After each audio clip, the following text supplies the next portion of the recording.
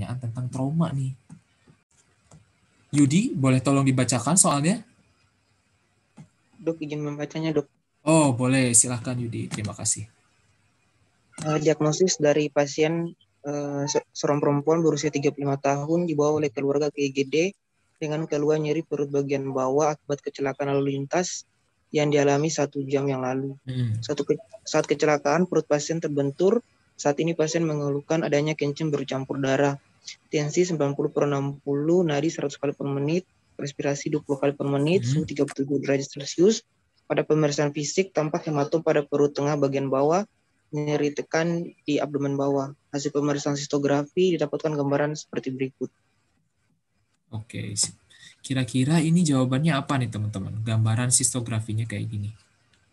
Nah, ini dia keterangannya adalah dia ada trauma nih teman-teman, kecelakaan terbentur. Kemudian kencingnya bercampur darah. Oke, nah di sini clue-nya adalah dia tampak hematom pada perut tengah bagian bawah nih. Dan nyeri tekan di abdomen bawah. Nah, hasil pemeriksaan sistografinya kayak gini. Si kontrasnya memenuhi keseluruhan vesika nih, bagian luar vesika. Berarti kontrasnya keluar semua nih. Udah penuh di bagian luar di peritoneumnya. Oke, kira-kira ini diagnosisnya apa?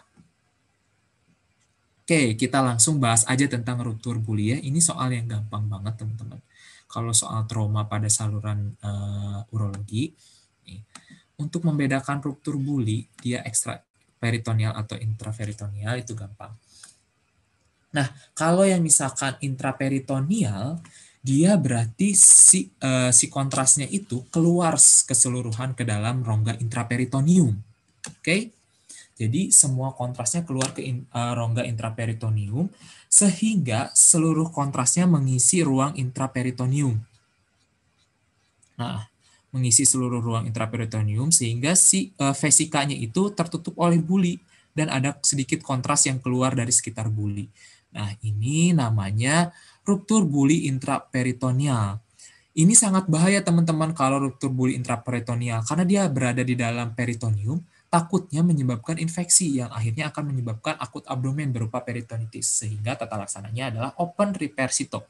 Sekarang kita bedakan dengan ruptur buli ekstraperitoneal. Kalau ruptur buli ekstraperitoneal, dia ketika terjadi trauma, sebagian bulinya ada yang tertusuk oleh pelvis, sebagian saja ada yang tertusuk. Berarti hanya sebagian kontras yang akan keluar ke rongga intraperitoneal. Nah, jadi si kontrasnya hanya sedikit yang keluar sehingga nggak semua kontras menutupi vesika nih. Ya. Nah, si kontrasnya itu nggak semuanya menutupi vesika, jadi ada bagian celahnya juga. Nih, ada celahnya di mana si kontras itu nggak menutupi keseluruhan vesikanya. Berarti kalau kayak gitu, si kontras nggak keluar ke dalam intraperitoneal. Berarti dia berada di ekstraperitoneal. Berarti masih berada di dalam, sebagian masih berada di dalam si vesika urinarianya. Oke, berarti hanya sedikit yang keluar nih kontras yang ke ekstraperitoneal. Ke dalam intraperitoneal. Berarti kalau kayak gini diagnosisnya adalah ruptur buli ekstraperitoneal. Nah, kalau kayak gini kemungkinan buat akut abdomennya kecil, kemungkinan buat terjadi peritonitisnya kecil karena urinnya itu nggak seluruhnya keluar ke dalam intraperitoneal. Jadi kalau kayak gini tata laksananya cukup drainase menggunakan kateter selama 7-10 hari. Nanti juga akan mengalami remisi dengan sendirinya. Beda cerita dengan intraperitoneal, harus segera dilakukan open repair sito karena pasiennya akan mengalami peritonitis akibat urin yang keluar ke dalam rongga intraperitoneal, jadi menginfeksi peritoneum, menyebabkan peritonitis. Nah, balik lagi ke soal, ini semua kandung kemihnya nggak ada celah sama sekali nih, kandung kemihnya benar-benar ketutup semua sama kontras yang keluar ke rongga intraperitoneal. Berarti ini diagnosisnya lebih ke arah ruptur buli intraperitoneal. Gampangnya gini aja deh. Kan mungkin akan sedikit bingung juga ya, apalagi kita jarang selama preklinik mungkin jarang menemukan pasien kayak gini. Jadi jarang melihat radiologisnya. Gampangnya kayak gini aja, kalau misalkan yang ekstraperitoneal, dia kontrasnya nggak terisi penuh gitu aja. Ada celahnya nih. Ada celah kosong di mana kontrasnya tidak mengisi, tidak menutupi seluruh si vesika urinary. Kalau yang intraperitoneal berarti si urinnya itu benar-benar keluar semua ke intraperitoneal, sehingga pas kita kasih kontras itu semuanya juga kontrasnya ikut turut keluar ke rongga intraperitoneal, sehingga dia menutupi seluruh buli-buli kayak gitu.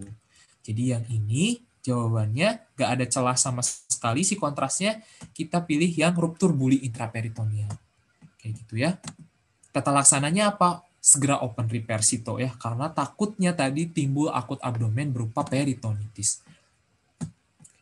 Oh ya, kalau Kuntosio buli, dia udah trauma di sekitar suprapubik, mengenai vesikanya, tapi dia nggak ada jejas sama sekali. Jadi pas kita berikan sistografi, dia nggak ada pemancaran kontras seperti ini. Jadi cuman kontusio doang, cuman memar doang bulinya. Oke?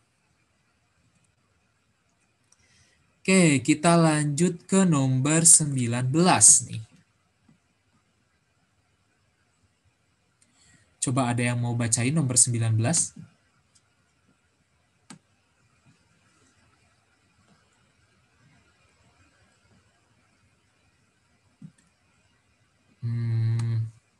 Fitri Ramadita, boleh tolong dibacakan nomor 19? Ya dok.